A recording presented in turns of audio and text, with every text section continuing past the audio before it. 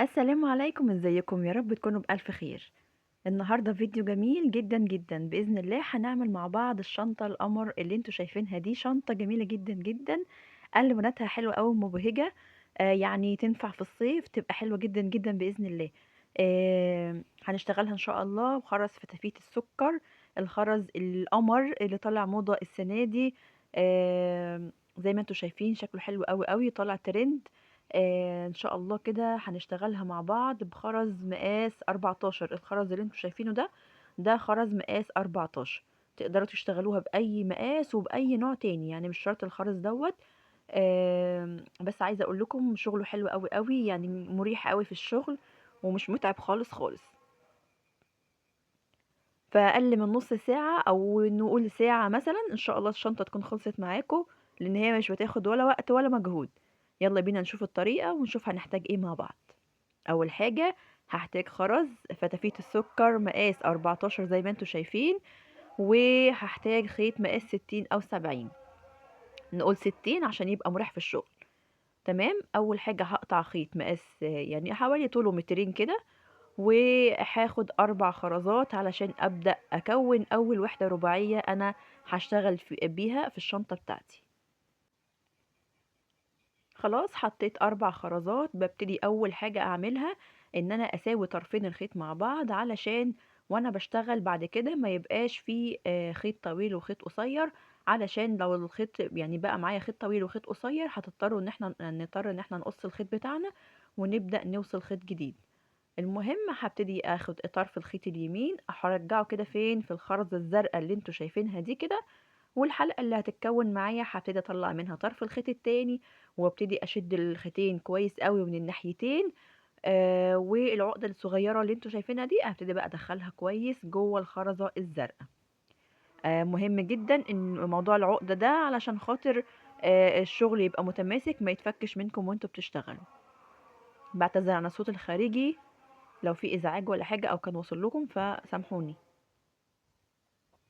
عندي طرف خيط يمين وطرف شمال، حطيت في طرف خيط خرزة واحدة والطرف التاني حطيت فيه خرزتين، علشان ابدأ ان انا برضو اكون الوحدة الرباعية التانية من الشنطة اللي انا بشتغلها.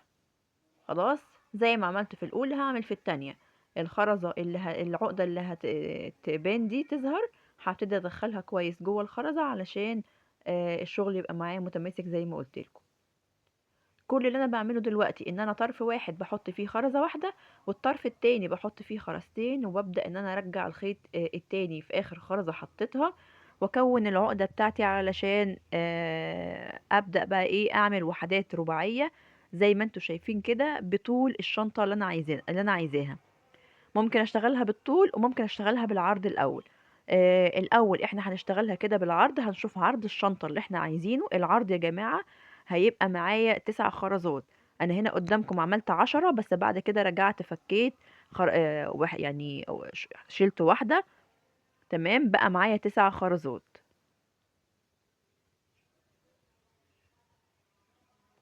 المهم ان انا لما اوصل لاخر اخر وحدة رباعية في السطر بتاعي، لازم احط ال3 خرزات في طرف خيط واحد مش في طرفين الخيط هما الاتنين، علشان اطلع للسطر التاني. تمام. بحط ال3 خرزات في طرف خيط واحد علشان اقدر اوصل او اطلع للسطر التاني. انا كده ببتدي السطر التاني، والسطر التاني دايما بنبتديه في الغرزة الرباعية ب3 خرزات. فبحط 3 خرزات في طرف الخيط اللي هو الشمال اللي من بره ده، وبرجع في اخر خرزة حطيتها بسحب كده وبشد الخيط كويس قوي وادخل العقدة جوه الخرزة.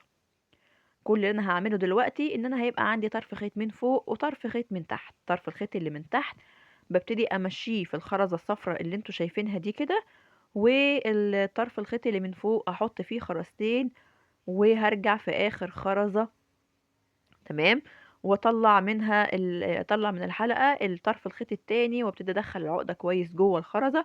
وبكده هنبقى ايه شغالين كده كويس قوي في السطر التاني. وزي ما قلت لكم لازم نشد الخيط كويس قوي واحنا بنشتغل، علشان الشغل بتاعنا يبقى ثابت، وعلشان ما يبقاش في فراغات بين الخرز وبين بعضه. ما تبقاش الشنطة كده وانتوا بتشتغلوها بعد ما تخلصوها كده تلاقوها ايه مريحة معاكم وطرية مش متماسكة. هبدأ اشتغل كده لحد اخر السطر، وعايزة أقول لكم إنه وأنتم الشنط بالذات لازم تبقى ناشفة يا جماعة، ما ينفعش إن هي تبقى طرية أو مرخية كده، ما ينفعش، لازم تبقى ماسكة نفسها. الشنطة عشان تبقى ماسكة نفسها عندكم كذا كذا حاجة، يعني كذا سبب. أول حاجة لازم زي ما قلت لكم موضوع العقدة، لازم تعملوا العقدة في الشنطة بتاعتكم علشان الشنطة تبقى متماسكة. الأول هنا أنا وصلت لآخر سطر، وزي ما قلت لكم في آخر السطر بحط خرزتين. أنا في السطر الأولاني بس بحط 3 خرزات في طرف خيط واحد، علشان ده أول سطر بيبقى مختلف شوية. لكن السطور اللي بعد كده كلها في آخر السطر بنحط الخرزتين اللي احنا بنشتغلهم، بنحطهم في طرف الخيط اللي من تحت علشان نطلع سطر جديد. افضل ماشيه كده رايح جاي رايح جاي لحد ما اوصل بالطول اللي انا عايزاه. فهعمل ايه بقى؟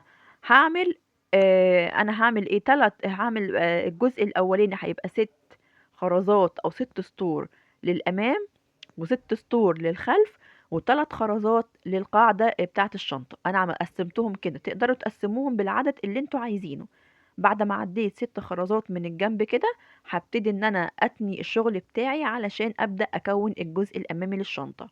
بعد كده اسيب 3 خرزات، واجي عند الخرز اللي بعد كده بقى 6 الخرزات اللي هم الاخرانيين، ابتدي برضو اتني الشغل بتاعي عشان اكون الجزء الخلفي للشنطة. خلاص انا كده كونت الجزء الخلفي والجزء الامامي والقاعدة. كل اللي انا عايزاه دلوقتي ان انا اقفل الجناب بتاعتي. فانا عشان اعرف اثبت الشنطة واعرف ابين أو يعني اوضحها لكم واصورها لكم وانا بشتغل، هقفل انا جنب من الشنطة، ونرجع مع بعض نقفل الجنب التاني. خلي بالكم طريقته سهلة وبسيطة. الشنطة كلها على بعضها مش هتاخد نص ساعة وانتوا بتشتغلوا، لان الخرز اصلا مقاسه كبير، فمش هتاخد وقت خالص. تمام، زي ما انتوا شايفين كده شكلها حلو جدا جدا، الواناتها حلوة جدا جدا. يلا بينا بقى عشان نقفل الجنب التاني من الشنطة. اول حاجة عشان نقفل الجنب، احنا عندنا هنا في القاعدة 3 خرزات. فهنيجي عند الخرزتين اللي هم في الجنب، اللي هم الخرزة الكافيه اللي انتوا شايفينها دي، والخرزة الزرقاء اللي هي اول واحدة في الخرزات اللي في القاعدة. هندخل فيهم الخيط كده، واما اهم حاجة هنساوي طرفين الخيط مع بعض، وزي ما قلت لكم عشان ما يبقاش فيه خيط صغير وخيط طويل. هجيب بقى طرف الخيط اليمين وهحط فيه خرزتين، وارجع في اخر خرزة، وهطلع كده هقفل الغرزة بتاعتي. زي ما انتوا شايفين كده، شد الخيط جامد ودخل العقدة الصغيرة جوه الخرز. بعد كده عندي الخيط اللي من تحت بمشيه خرزة واحدة، بدخله كده في الخرزة الصفراء اللي في القاعدة، وبحط خرزتين برضو بالخيط اللي في الخيط اللي من فوق، بحط خرزتين وادخل العقدة جوه الخرزة. اخر حاجة في السطر دوت هدخل الخيط اللي من تحت في خرزتين، الخرزة السماوي اللي هي اللي من تحت دي، تمام، والخرزة الكافيه اللي في الجنب زي ما انتوا شايفين كده. وهاخد اي طرف من الاتنين، اي طرف المرة دي مش هتفرق، هحط خرزة واحدة بس عشان انا معايا 3 خرزات عشان اكملهم 4. زي ما انتوا شايفين كده بشد الخيط بتاعي كويس قوي، علشان زي ما قلت لكم الشنطة تبقى ثابتة وتبقى ماسكة نفسها، ما تبقاش طرية ولا مرخية معاكم. خلاص انا كده خلصت السطر الاولاني في الجنب بتاعي او في الجنب بتاع الشنطة. دلوقتي هاخد طرف الخيط الشمال وامشيه خرزة واحدة بس، وهو نفس الخيط الشمال برضو هحط فيه خرزتين، وارجع في اخر خرزة اللي هي الصفرة دي، واطلع بقى ايه الخيط التاني او الطرف التاني من الحلقة، واشد الخيط بتاعي كويس وادخل العقدة جوه الخرزة. تمام، همشي بقى بالخيط اللي من تحت خرزة واحدة، والخيط اللي من فوق احط فيه خرزتين 2. طريقته سهلة جدا جدا، الشنطة كلها على بعضها ما خدتش اي تعب ولا اي مجهود. يعني مفيش، انتوا اصلا وانتوا مغمضين كده هتلاقوا نفسكم خلصتوها، ما فيهاش اصلا اي حاجة يعني. تمام، لان كمان انا عشان الخرز قلت لكم من الخرز مقاسه كبير، فمساعد ان الشنطة تخلص بسرعة. عندي بقى هنا اخر خرزة، باحط الخيط بتاعي اللي من تحت بامشيه في خرزة اللي هي البيضة دي، بعد كده كمان بامشيه في خرزة واحدة من الجنب اللي هي البينك دي، واخر حاجة بقى باحط خرزة واحدة واقفل السطر بتاعي. تمام، بقية السطور بقى هنعملهم بنفس الطريقة لحد ما نوصل لاخر السطر فوق خالص، لاخر الجنب بتاعنا. يبقى باخد طرف الخيط اليمين وبحط خرزة واحدة بس، بمشي خرزة واحدة بس في اول السطر، وبعد كده بحط خرزتين خرزتين لحد ما اوصل لاخر السطر. في اخر السطر بمشي الخيط بتاعي في خرزتين، اللي هي خرزة من الجنب وخرزة من القاعدة، وهكذا لحد ما اوصل بقى لاخر الجنب. كده خلاص خلصنا الشنطة كلها، او الجسم بتاع الشنطة ذات نفسه. فاضل بقى اخر حاجة، او بما الحاجة اللي قبل الاخيرة بمعنى اصح، احنا هنا هنعمل القلاب بتاع الشنطة زي ما شفتوا كده في اول الفيديو. فانا عندي هنا الجنب بتاعي أو بمعنى اصح الظهر بتاعي هنا فيه ايه؟ فيه 9 خرزات. بشوف الخرزة اللي في النص، اللي هو هعد 4 خرزات، واطلع الخرزة ايه اللي في النص. عندي الخرزة اللي في النص اللي هي البيضة، تمام. هاخد كمان همشي او هدخل الخيط بتاعي قبل الخرزة البيضة دي بخرزتين. يعني بمعنى اصح هعد 1 2، وفي الخرزة التالتة ابدأ ادخل الخيط بتاعي، واحط بقى 3 خرزات في الخيط اليمين، واقفل الغرزة رباعية بالمنظر اللي انتوا شايفينه ده. خلاص بقى عندي بقى خيط من فوق وخيط من تحت. اللي من تحت همشيه خرزة واحدة في الكافيه، الخرزة الكافيه، وبعد كده احط في الخيط اللي من فوق خرزتين، وبقفل الواحدة رباعية. عايزة اقول لكم ان انا هنا اشتغلت القلاب والايد باللون الابيض، فتافيت السكر الابيض او الاوف وايت، عشان انا ما كانش عندي فتافيت السكر الالوان، كانت خلصت خلاص، لان انا ما كنتش جايبه غير نص كيلو، فالشنطه ما كفت، يعني الخرز ما كفاش الشنطه، فتمام. فعشان كده قلت اكمل باللون الابيض. المهم ان انا هعمل كام خرزة كده بقى؟ هعمل 5 خرزات.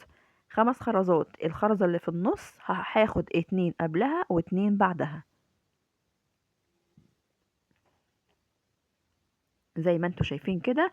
خلاص الخرزة الزرقاء دي هي اخر خرزة في السطر بالنسبة لي، فهمشي فيها الخيط كده اهو، والخيط برضو هاخد بقى الخيط اللي من تحت، هو اللي احط فيه خرزتين عشان اطلع سطر لفوق، عشان اعمل سطر جديد.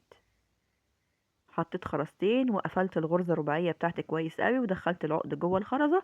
عند الخيط اللي من بره اللي هو الخيط الشمال، هبتدي احط فيه 3 خرزات، واقفل عادي غرزة رباعية، وهكمل لاخر السطر بالغرزة الرباعية العادية جدا جدا. اللي مش عارف الغرزة الرباعية، ان طبعا هي اساس الشغل كله اصلا، فانا عامله شرح مخصوص بالتفصيل عنها في الفيديو، في فيديو قبل كده هحطه لكم ان شاء الله في صندوق الوصف.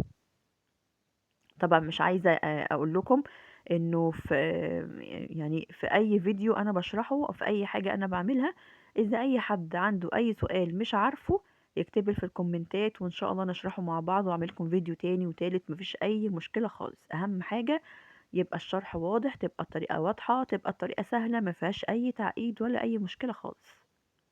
لو عندكم اي موديل اي حاجه عايزين ننفذها مع بعض مفيش اي مشكله برضو، هحط لكم لينك الصفحه بتاعتي، تقدروا ان انتوا تبعتوا لي عليها الحاجات اللي انتوا عايزينها او عايزين طريقتها، وان شاء الله نشرحها مع بعض ونعمل لها فيديوهات. خلاص انا كده خلصت السطر التاني. هبتدي بقى الخيط اللي من بره احط فيه 3 خرزات، وابتدي بقى ايه امشي كده بالسطور رايح جاي رايح جاي لحد ما اوصل لطول القلاب اللي انا عايزاه. تمام. انا عملت 7 سطور من يعني في القلاب عملت 7 سطور زي ما هتشوفوا دلوقتي. 3 خرزات اللي هم زي القاعدة من تحت، لان القاعدة بتاعت الشنطة 3 خرزات، فيها 3 خرزات او مبنية على 3 خرزات، زي ما انتوا شايفين كده، 1 2 3 4 5 6 7. تمام، عملت 7 سطور اهو. عندي بقى ايه القاعدة فيها مبنية على 3 خرزات، فعشان كده قلت 3 خرزات للقاعدة، الباقي بقى هيبقى نازل لتحت زي ما انتوا شايفين كده. ببتدي ان انا اظبط القلاب بتاعي واخلي شكله مظبوط كده. واهم حاجة بقى زي ما قلت لكم شدة الخيط عشان الشنطة تبقى ماسكة نفسها، والقلاب كمان ما يكونش مرخي كده، يكون ماسك نفسه برضو. كل اللي هعمله دلوقتي ان انا الخيط دوت هبتدي ان انا الف الخيط في الخرز عشان يقابل بعضه. لما قابل طرفين الخيط ببعض هبتدي ان انا اربطهم ربطتين عاديين جدا جدا، وابتدي ادخل العقد جوه الخرزة واقص الخيط الزيادة زي ما انتوا هتشوفوا دلوقتي. لازم شغلنا يبقى نظيف، ما يبقاش باين فيه اي خيوط، ما يبقاش باين فيه اي عقد. علشان الشغل يبقى باين ان هو يعني مشغول باحترافية، ومش مش شغل اي كلام يعني.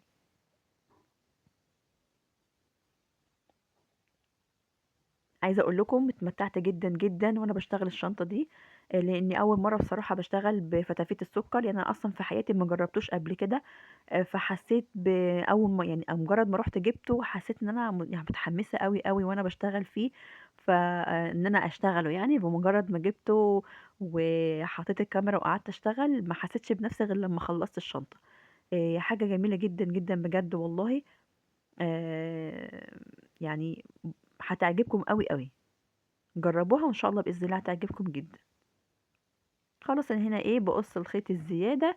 دلوقتي هعمل ايه؟ هركب بقى انا المغناطيس للقلاب. تمام.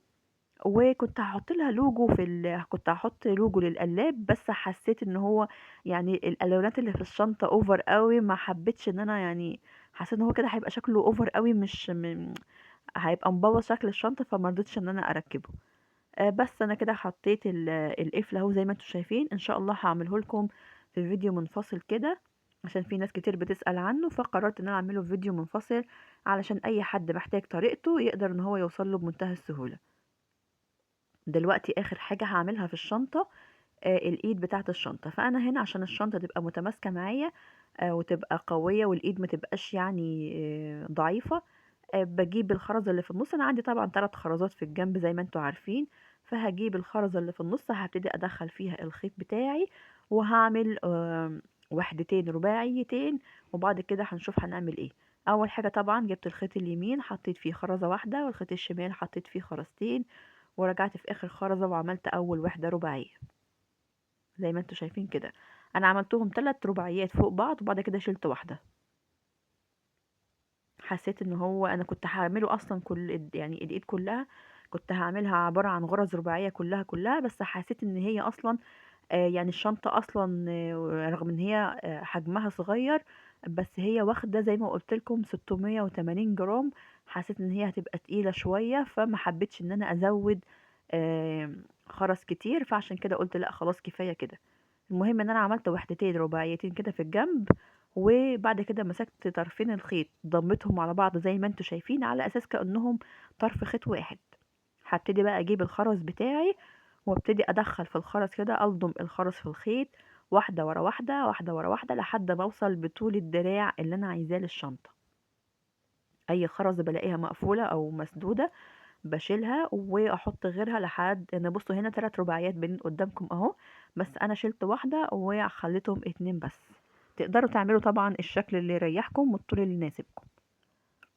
هنا بعد ما خلصت طول الدراع اللي انا عايزاه، وعملت حساب ان انا هعمل برضو وحدتين رباعيتين في اخر الايد زي ما عملت في الجنب الاولاني هعمل في الجنب التاني. فاول حاجة بعملها، والخطوة دي مهمة، بجيب خرزة واحدة كده وادخل فيها طرفين الخيط عكس بعض. بفصل اول حاجة طرفين الخيط عن بعض كده، وبجيب طرف واحد فيهم احط فيه خرزة، وببتدي ان انا احط طرفين الخيط عكس بعض كده زي ما انتوا شايفين، علشان اعرف ان انا اعمل الغرزة بتاعتي. تمام. خلاص كل اللي هعمله دلوقتي طرف احط فيه خرزة واحدة، وطرف التاني احط فيه خرزتين، واقفل الغرزة الرباعية العادية جدا جدا زي ما احنا بنعملها في كل مرة.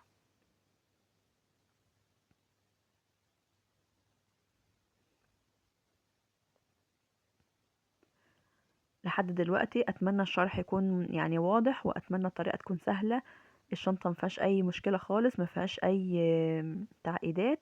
فان شاء الله باذن الله اكون قدرت ان انا اوصل لكم الشرح بطريقة يعني مناسبة ان شاء الله باذن الله.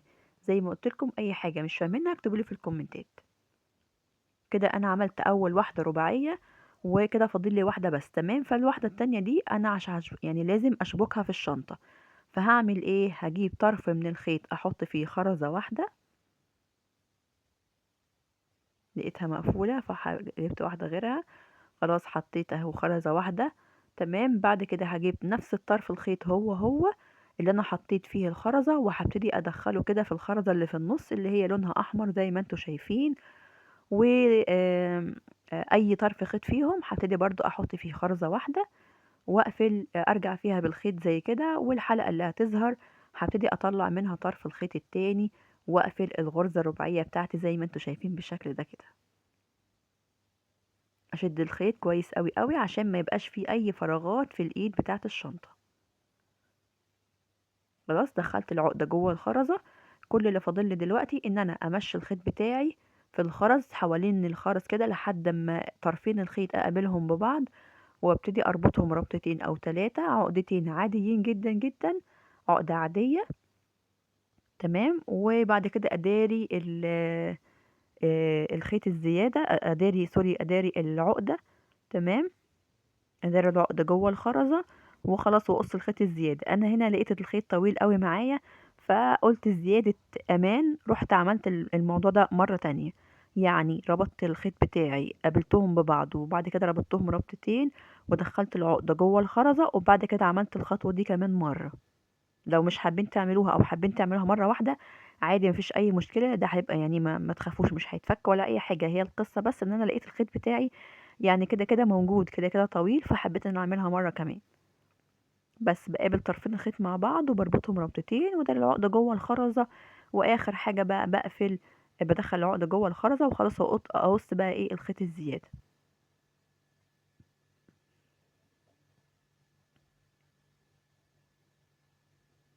وبكده الشنطة بتاعتنا القمر الكيوت دي تكون خلصت. زي ما انتوا شايفين حلوة جدا ان شاء الله، يا رب تكون عجبتكم والوانها تكون عجبتكم. وزي ما انتوا شايفين كده حجمها حلو قوي قوي. عايزه اقول لكم خدت النص كيلو كله اللي هو فتافيت السكر الالوان، وخدت كمان شويه من اللون الابيض. واسعه جدا جدا من جوه. ان شاء الله باذن الله هنعمل لها بطانه مع بعض. لما اجي ابطنها هقول لكم هنعمل البطانه بتاعتها ازاي بالتفصيل الممل، بس برضو هخليها في فيديو منفصل علشان اللي حابب الطريقه.